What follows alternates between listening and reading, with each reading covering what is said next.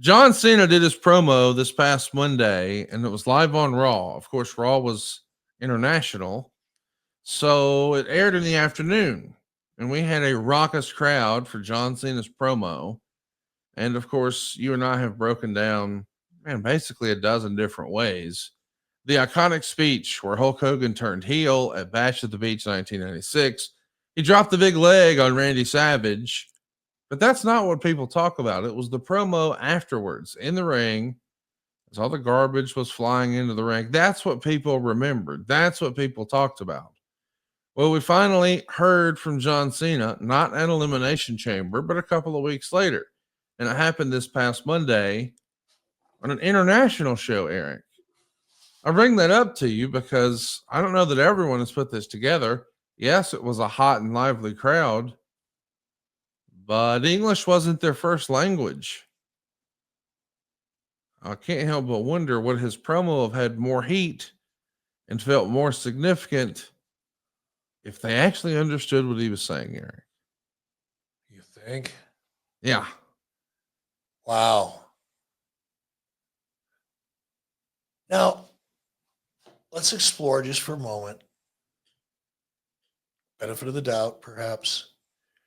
But I know you go to Europe now, you go to Germany, 70% of the people you meet on the street speak English to one degree or another. It's not a second language, but it's damn close. It's almost mandatory in grade school and high school. It's not an option like foreign languages. I don't know what they're like now, but they used to be an option. You didn't have to take one when I went to high school. But in Europe, it's been mandatory just for 40 years that I'm aware of. At least it was. So you got to assume they kind of understood, but certainly not to the. And then you've got the audio issue. Even if you know how it is when you're at the airport. If you're having to be in an airport and you get somebody on that's native tongue is not English and they've got a heavy accent from wherever they are. And then you got the audio, because it's not the greatest speakers in the airport. You can't hear all that well anyway, even if it's perfect English and an accent you're used to. So that could be it. It could have been some of that promo, a lot of that promo, and the emotion just should go with it. Could have been lost on that audience between the audio and the English challenge. Yeah. Somebody should have thought of that one.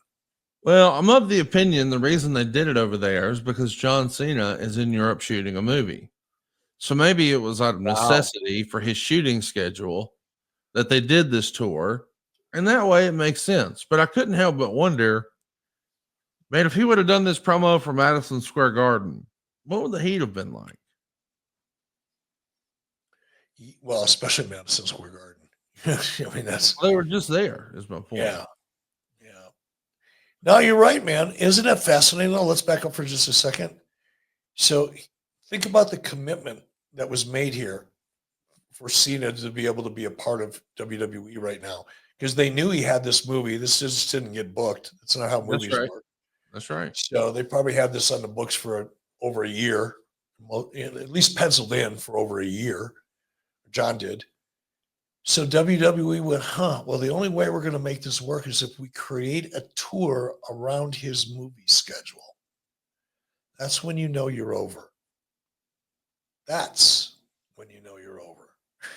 When they create a tour overseas to work around your movie schedule. You're over, brother. Hats off, John Cena. I will say I was disappointed that we didn't really hear the why. I mean, we know why he turned his back on the fans, but we didn't hear why he attacked Cody. We didn't hear why he aligned himself with The Rock. And Charles D. Griffith is with us here live, and he says, am I the only one who thinks besides Cena Rhodes, the build-up for Mania 4 weeks out has been kind of cold? It looks like a lot of triple threats at Mania. I'm seeing this critique a lot, Eric. But even I have to say, as much as I'm looking forward to seeing John Cena and Cody Rhodes at WrestleMania, I don't know that the Cena match made me want to see, or the Cena promo made me want to see that match anymore. Do you think they have time to correct it down the road, or Is that the story they plan to tell? Sure. What, they got 4 weeks of TV Yep. left? So sure. If they agree that that's a problem. And I do agree with it was either you or the fan who asked the question. There was no, said the same thing to myself, Conrad. Why? I mean, I'm in. I want to see it. Give me a reason why that I can feel comfortable with. It doesn't have to be an overwhelming motivation, Right.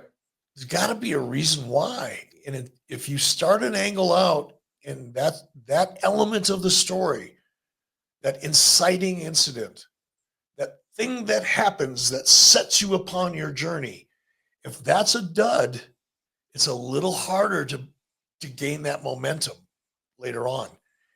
You need to start out strong with a why that people can relate to, understand, connect with, whatever. And I agree with you. It was exciting. John Cena's turning heel. Oh, the potential. But there wasn't anything dramatic about it other than the fact that he turned heel. It was interesting. Even, and I did see the clip of his promo. I didn't see it live. I saw the clip of it. It was okay. I mean, the delivery was great, but the message was kind of weak for that moment. Did you like the idea of keeping the look and the feel the same and going with the more human approach of, you guys turned your back on me? Or would you have liked to have seen a persona change, like we sort of talked about, like if he was bald and changed his gear and maybe he had the scruffy jeans or whatever you described, maybe the John Moxley look? Would you have preferred to see them switch the look up, or did you like keeping the look the same? I think it's a really interesting question, and my view has changed. Going in, I was hoping that I would get a different look for John's character that somehow represented this new heel character in some way, shape, or form. I didn't know what that is necessarily, but I think they're doing it the right way for John. Because here's the downside. If you completely change his character over, it's almost too drastic. It's not authentic at all. There's absolutely no degree of authenticity when you go in the room dressed like one character and you come out of the room dressed like another without a reasonable amount of time and transition. It just becomes jolting, creatively speaking, without a reason. And therefore, in the process of doing that, you lose any connection to authenticity. It didn't feel organic, didn't feel like it was happening in front of our eyes as we're on this journey. It just happened. Like you walked in looking one way, walked out looking another disconnect. So I probably a week ago or two ago, I would have said, give me a different look. But I think, especially with the creative that they're giving him, because they're giving him kind of nuanced creative, there's no why.